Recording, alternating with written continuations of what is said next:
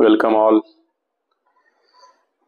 स्वागत आहे तुमचं प्रसाद सर अभ्यास क्लासेस या यूट्यूब चॅनलवरती.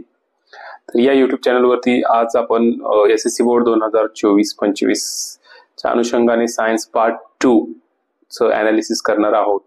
कुठले टॉपिक्स महत्त्वाचे आहेत, कुठल्या टॉपिक्सवरती तुम्हाला जास्त भर द्यायचा आहे, कुठल्या टॉपिक्सचं काय काय प्रिपरेशन करायचं आहे एक्झाम पॉइंट ऑफ व्ह्यू न, याचं सगळं डिस्कशन आज आपण इथं करणार आहोत. तर चला तर मग आपण सुरू करूया. तर हे बघा, फर्स्ट चॅप्टरचं जे नाव आहे ते हेरिडिटी अँड इव्होल्युशन. या चॅप्टरमध्ये काय काय कन्सेप्ट इम्पॉर्टंट आहेत आणि काय काय क्वेश्चन्स, कशा कशा प्रकारचे क्वेश्चन्स तुम्हाला इथे येऊ शकतात याबद्दल आज आपण माहिती जाणून घेणार आहोत. तर पहिली जी कन्सेप्ट जी आहे ती हेरिडिटी अँड हेरिडिटरी चेंजेस. तर ह्याच्यामध्ये तुम्हाला खरंच जे काय करायचं असेल तर ह्याच्यामध्ये जे सायंटिस्ट आहेत आणि सायंटिस्टने त्यांचे जे नोटेबल वर्क आहे, सायंटिस्ट आणि त्यांचे जे नोटेबल वर्क आहे ह्याच्यावरती तुम्हाला भर द्यायचं आहे. जसं की Gregor John Mendel is the pioneer of modern genetics. त्याच्यानंतर ग्रेगर जॉन मेंडल, त्याच्यानंतर ह्युगो दी राईस, त्याच्यानंतर वॉल्टर सटन, ओसवाल्ड एव्हरी, मॅकलिन मॅकॅर्थी, कॉलिन मॅकलिऑड. ह्यांनी जे काही इम्पॉर्टंट त्यांचे नोटेबल वर्क आहे हे MCQs पॉइंट ऑफ व्ह्यू न तुम्हाला प्रॉपर करायचंच आहे. याच्यावरती MCQs तयार होऊ शकतात. त्याच्यानंतर नेक्स्ट कन्सेप्ट जी आहे आपण सेंट्रल डॉग्मा किंवा ट्रान्सक्रिप्शन, ट्रान्सलेशन अँड ट्रान्सलोकेशन याच्यावरती तुम्हाला भर द्यायचा आहे. याच्या डेफिनेशन्स काय, ट्रान्सक्रिप्शन म्हणजे काय, ट्रान्सलेशन म्हणजे काय, ट्रान्सलोकेशन म्हणजे काय, त्याच्यानंतर DNA, सेंट्रल डॉग्मा म्हणजे काय, mRNAचं फंक्शन काय, RNAचं फंक्शन काय, tRNAचं फंक्शन काय.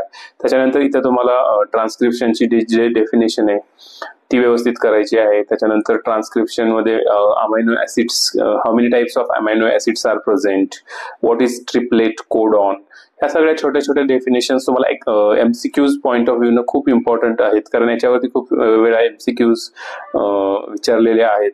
त्याच्यानंतर doctor Hargobind Singh Khurana, scientist who discovered the 20 amino acids.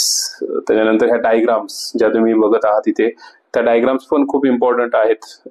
Codon म्हणजे काय, अँटी कोडॉन म्हणजे काय, हे सगळं तुम्हाला व्यवस्थित करायचं आहे या पार्टवरती. त्याच्यानंतर ट्रान्सलेशनची डेफिनेशन व्यवस्थित करायची आहे. त्याच्यानंतर म्युटेशन म्हणजे काय ही डेफिनेशन, म्हणजे ह्या चॅप्टरमध्ये तुम्हाला बघायला गेलं तर सगळ्या डेफिनेशन्स ह्या खूप इम्पॉर्टंट आहेत.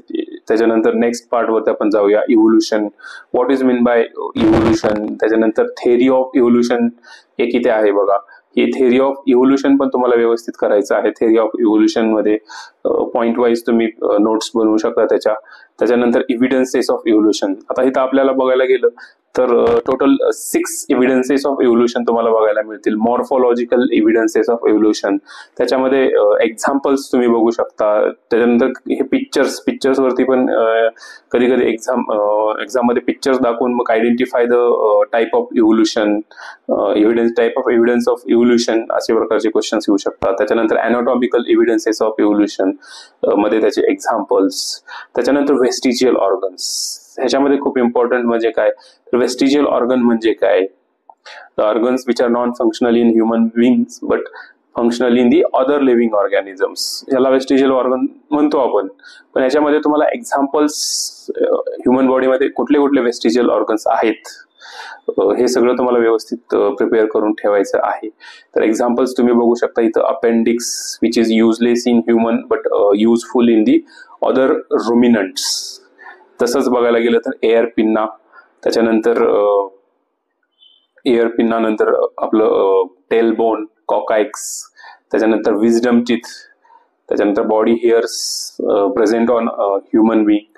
तर हे सगळं इम्पॉर्टंट आहे. आणि आणखीन एक महत्वाचं क्वेश्चन्स कसं तयार होतो इथं, तर बघा की कधी कधी तुम्हाला असं पिक्चर देतात आणि मग question identify and explain it असं येतं, किंवा आयडेंटिफाय अँड नेम इट असं येतं. मग हा क्वेश्चन पाठीमागच्या एक्झाम मध्ये पण कधी last previous year question paper मध्ये पण तुम्ही बघू शकता. विजडम टीथ वरती क्वेश्चन होता, अपेंडिक्स आहे, टेल बोन आहे, हे सगळं व्यवस्थित तुम्हाला करायला लागेल. त्याच्यानंतर आहे पॅलिएंटॉलॉजिकल एव्हिडन्सेस. पॅलिएंटॉलॉजिकल एव्हिडन्सेस मध्ये व्हॉट इज पॅलिएंटॉलॉजी हे तुम्हाला व्यवस्थित करायला लागेल. पॅलिएंटॉलॉजिकल एव्हिडन्सेस मध्ये पॅलिएंटॉलॉजी म्हणजे काय, त्याच्यानंतर एकची टेक्निक आहे carbon dating technique. Carbon dating technique, who discovered that carbon dating technique, MCQ point of view याच्यावरती तुम्हाला भर द्यायला लागेल. पॅलिएंटॉलॉजिकल एव्हिडन्सेस व्यवस्थित करायला लागतील. तर बघा, carbon dating technique was developed by the person scientist Willard लिबे. तर हे खूप इम्पॉर्टंट आहे. तुम्ही एक्झाम पॉइंट ऑफ व्ह्यू जर तुम्हाला 40 आउट ऑफ 40 मार्क्स जर स्कोर करायचे असतील तर तुम्ही टेक्स्टबुक ही प्रॉपर रीड करायला लागते, थोरोली रीड करायला लागेल तुम्हाला. त्याच्यानंतर आहे कनेक्टिंग लिंक्स. कनेक्टिंग लिंक्स मध्ये पण 3 एक्झाम्पल्स तुम्हाला इथे दिलेले आहेत बघा, डकबिल प्लॅटिपस, लंगफिश आणि पेरिपॅटस. तर सगळ्यात पहिलं तुम्हाला माहिती पाहिजे की what is mean by connecting links. Connecting लिंक्सची डेफिनेशन तुम्ही बघू शकता इथं, ती तुम्हाला व्यवस्थित करायची आहे. कनेक्टिंग लिंक्स मध्ये some characters of the living organisms which between the two different groups shows similarity, आणि मग ह्याच्यावरूनच आपण त्यांना कनेक्टिंग लिंक्स म्हणतो. तर हे कनेक्टिंग लिंक्स ची डेफिनेशन तर तुम्हाला करायचीच आहे. पण ऑर्गॅनिझम हा पेरिपॅटस, बघा इथं पेरिपॅटस जे कॅरेक्टर्स आहेत की सेगमेंटेड बॉडी, त्यानंतर क्युटिकल, त्याच्यानंतर पॅरापोडिया, हे कॅरेक्टर्स तुम्हाला पेरिपॅटस मध्ये दिसतील. आणि आणखीन कुठले, tracheal respiration, open circulatory system, हे आर्थ्रोपोड्सचे कॅरेक्टर्स दिसतील. आणि याच्यावरून मग आपण म्हणू शकतो की peripatus is a connecting link between annelids and arthropods. असं तुम्हाला व्यवस्थित प्रिपरेशन करायला लागेल इथं. त्याच्यानंतर डकबिल प्लॅटिपस पण 2 ग्रुप्सचे कॅरेक्टर्स इथं दाखवतो की which lays the eggs like reptiles and also having mammary glands. म्हणजे त्यांच्यामध्ये मॅमरी ग्लँड्स पण असतात. मग याच्यावरून आपण असं म्हणू शकतो की duckbill platypus shows the connecting link between reptiles and mammals. तसंच पुढे लंग फिश पण बघू शकता तुम्ही. Lung fish performs respiration with the lungs irrespective of being fish. म्हणजे लंग फिश मध्ये लंग्स असतात आणि तो फिश ॲक्वाटिक ॲनिमल आहे. त्याच्यावरून मग आपण म्हणू शकतो it is the connecting link between the terrestrial and aquatic animals. आणि मग हे सगळं तुम्हाला व्यवस्थित करायला लागेल याच्यामध्ये. त्याच्यानंतर आहे एम्ब्रिओलॉजिकल एव्हिडन्सेस. तर एम्ब्रिओलॉजिकल एव्हिडन्सेसची डेफिनेशन आणि त्याचे एक्झाम्पल्स तुम्हाला इथे व्यवस्थित करायला लागेल. त्याच्यानंतर आणखीन एक 3 मार्क्स क्वेश्चन इथं तयार होऊ शकतो. जी नेक्स्ट कन्सेप्ट आहे Darwin's theory of natural selection. ह्याच्यामध्ये डार्विन्स थेअरी तर तुम्हाला व्यवस्थित करायलाच लागेल. त्याच्यामध्ये एक 6 to 7 पॉइंट्स मध्ये तुम्हाला त्याचा आन्सर प्रिपेअर करायला लागेल. पण त्याच्यामध्ये हे केल्यानंतर आणखीन द लिमिटेशन्स ऑर ऑब्जेक्शन्स हे पण खूप इम्पॉर्टंट आहे. 3 objections of Darwin's theory on the Darwin's theory of natural selection जे आहेत हे तुम्हाला व्यवस्थित करायला लागतील. नॅचरल सिलेक्शन जे काय ऑब्जेक्शन म्हणायचे किंवा limitations on the Darwin's theory हे तुम्हाला व्यवस्थित करायला लागेल. त्याच्यानंतर नेक्स्ट पेज वरती बघायला गेलं तर लॅमार्किनिझम, राईट अ नोट ऑन लॅमार्किझम. त्याच्यानंतर theory of ancestry of acquired characters. What is mean by acquired characters? अशी डेफिनेशन तुम्हाला इथं व्यवस्थित याच्यामध्ये करायला लागेल. त्याच्यानंतर एक्झाम्पल्स, याच्यामध्ये example of neck of the giraffe.